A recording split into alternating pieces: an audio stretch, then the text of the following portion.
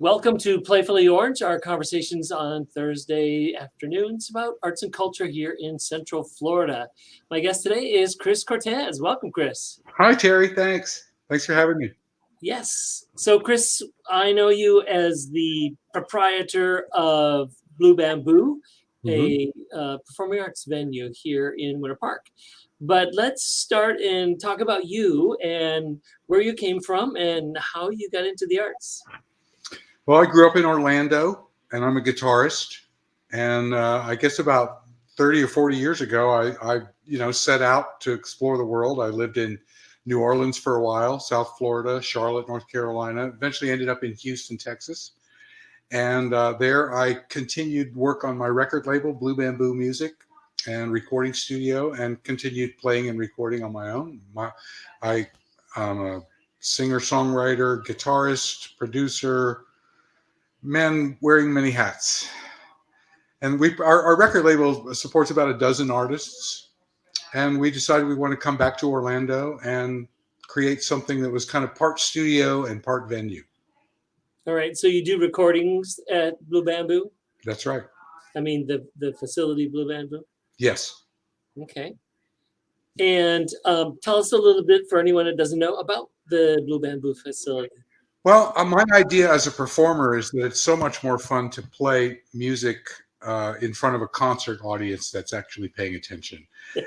As opposed to a drunk one? Yeah, well, there's a lot of background music gigs around here. They're not. It's not bad. I mean, that's a great way to make a living, but it can be frustrating if you've written your own songs and you're hoping that people will listen.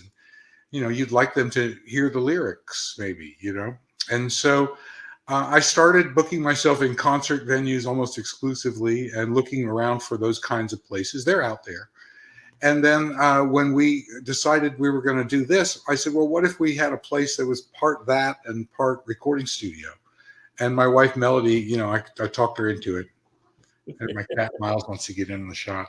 Of course. So that was the general idea. And I started looking for a place that would be a listening room. It's not a restaurant. It's not a nightclub. It's a proper concert hall. So there aren't any distractions from the music. And we do really great sound and lights, and then we film it. And I'm really proud of the work we've done.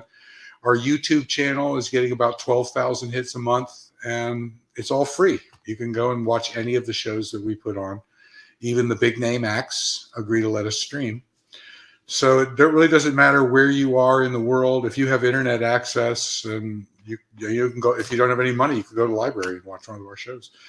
And there's hundreds of them up there. We started doing it right at the beginning of the pandemic. And then once we reopened, we just said, well, we've got all the equipment and expertise. Let's keep doing it. So we film every show now, and it's become quite an archive. Well, let's back up. Growing up in Orlando, how did you become a guitarist? Well, I was 9 years old. I wanted a set of drums, and my dad gave me a guitar instead because it was cheaper. Okay. And the rest is history, but tell us all about that history. Well, my mom was a big proponent of the arts in Orlando at the time. She did lots of local theater. Her name was Ginny Cortez. She won all the local theater awards and helped found the Central Florida Civic Theater, which became Edith Bush eventually, and was a big art supporter. She directed. She taught an acting class at Orlando Players Little Theater. Delta Burke was in her class. A lot of high school kids. I remember I was in a production of Peter Pan with Delta Burke when I was a kid. So there's just a lot of theater and art in our house and in our life ever since as long as I could remember. And I gravitated towards music. The rest of the family was into theater or writing, and I just said, no, I think music is the thing for me. And my mom was thrilled to support that. I had a record out in Orlando, well, nationally, but it was played a lot here too when I was about 15. And it just seemed like that was always going to be the way it went. Did you feel like, well, we're in a very artsy family, or did you feel this is like common for Central Florida? Oh, well, I don't know if I thought it was common. I've always felt different. None of my other friends, none of the kids in the neighborhood were into art or anything, But I remember taking art lessons and learning how to paint and sculpt and do clay and all that stuff when I was a kid. And when I was in high school, I exhausted every art class they offered and all the music classes too. So it's just always been a hugely important part of my life. And you never thought, like, this is crazy, I'm not going to make it, or I should be more normal, or anything like that? Well, I think everybody has those kinds of thoughts, but I also think that having the courage to get past that and just accept that you're only going to be happy if you can be your best self. Like, I remember for years, I supported myself playing in show bands, casino shows and theme park shows. And it wasn't that I didn't enjoy that. It was just that I had a larger expectation for my own career. So after a while, I walked away from Disney and I walked away from the casino shows. And I said, I'm going to do my own thing for a while and see if I can make that work. And eventually you figure out how to do that. If you have the courage to do that, there is a path for those of us who want to be ourselves in the music business and don't want to just play cover tunes their whole life. I mean, where do the new tunes come from, right? Somebody's got to write them. So I decided I wanted to be that person and get involved in that side of the music business. And production is also fascinating to me. I love being behind the mixing board, and I love being behind the camera as well as in front of it. Why did you decide to come back to Central Florida? Because family, or? Well, there is some family connection here, but most of my family has passed away. My wife's mom lives in Winter Haven, and her corporate job ended when we were living in Houston. And I said, well, what do you want to do for Act 3? And she said, I don't know. What do you want to do? And I said, well, I don't think I want to stay in Houston. I think I want to go back to Orlando and hook up with all my old music buddies from back then. I think they still remember me. And then I did a little scouting trip. And the first night I was here, somebody recognized me. And I thought, man, that's bizarre. So I thought it was an omen, you know. And the more, actually, you know, building Blue Bamboo was a huge challenge. And Melody and I, you know, just put everything on the line to make it happen. And I am convinced that this is the only place in the world it could have happened. Why do you say that? The connections that I have here, the musicians who still remember me from 40 years ago and want to work with me and want to play at our place. It's all, there's literally hundreds of people that I just remember from when I was a kid learning how to do it. And they're all still here, many of them anyway. Not all of them, you know, some of them passed on, but many of them are still here trying to figure out how to do their own thing. There's this very similar scene in many ways as there was back in the day. But I just can't imagine doing it in Houston. It feels like home. Orlando feels like home to me. Well, I was just going to ask about that. You've lived in Houston, which is a bigger city, and some other New Orleans, New York, Los Angeles. Sure. So how does it compare? What's the differences?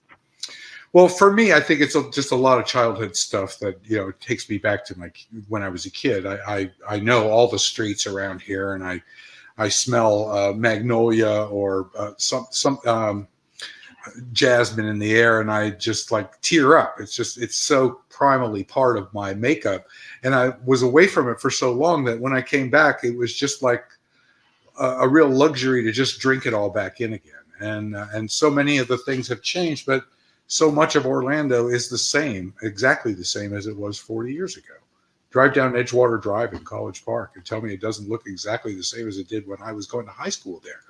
So I'm kind of excited. Park Avenue too, Winter Park, very, very similar to when I was just a kid. You know, some of my first gigs I remember were like playing at the Jazz Fest, at the Art Festival. So I just feel there's a real primal connection to this space. And I think this is where I'm supposed to be. Well, is there one thing in our arts and cultural scene here that you would like to see us have that we don't have? Well, that's a good question. I don't think I was ready for that one. What don't we have here? Well, let's see. There's a lot of culture here. I think sometimes I wish there was a bigger audience for modern jazz. We have a jazz audience that is sometimes a little conservative in their tastes. And I don't mind that stuff, but sometimes the guys from New York will come down and we might have a harder time drawing a crowd for them. And I feel like that's just growing pains, you know. Do you have a lot of folks that you've connected with from other parts of the Oh, sure. coming through? Yeah, I think the word's out that it's a really fun place to play. So up in New York, my friends that work up there, you know, they talk about it and they go, hey, I'm going down to Florida. I'm going to play a gig down there at this place called Blue Bamboo. It's really fun. You should check it out. So they contact me. I don't generally have to go seeking performers, but when they do contact me and from all over the country, really, but we do get a lot of calls from people in New York who are playing on the edgier side of the music. And that's a younger crowd generally. And sometimes a ticketed event can be a little out of their price range. And maybe that's the mismatch. I'm not sure. But I'm hoping that some of our Orlando jazz fans will get a little more adventurous. The other thing is I don't see Blue Bamboo as a jazz club. I see it as a very diverse venue. We do Terry Binion, Beth McKee, Don Soledad plays flamenco. There's a lot of things that we do that aren't jazz. And I would like to see people cross over between the genres a little bit. You don't get out of your comfort zone and hear something that you're not sure about. And I think the other night I was talking to a lady and she said, I do the booking for one of the retirement homes. Could you help me with that? And I said, yeah. She says, but we don't like jazz. And I said, but you're here. Why are you here at a jazz concert? And she said, this is jazz? And she literally did not associate that word with the big band that was playing. Yeah. And I thought that's really unusual, but somehow that's typical. I think the problem is that the word jazz gets lumped in with a lot of things. It can't mean Frank Sinatra and Frank Zappa. Yeah. And unfortunately it does. So it's hard to word. Well, that you've got the kind of jazz they'll like. Yeah. Not sure what that is. Well, we are thankful that you come back here. We're thankful that you had a family that brought you up in the arts. Because you add to our community. Keep challenging us and growing the audience here. We appreciate it. Thanks, Chris. You too, Terry. Thank you, man. We appreciate it. And thank you, viewers, for watching this.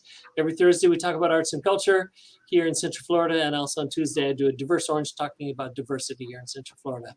Bye now. Bye-bye.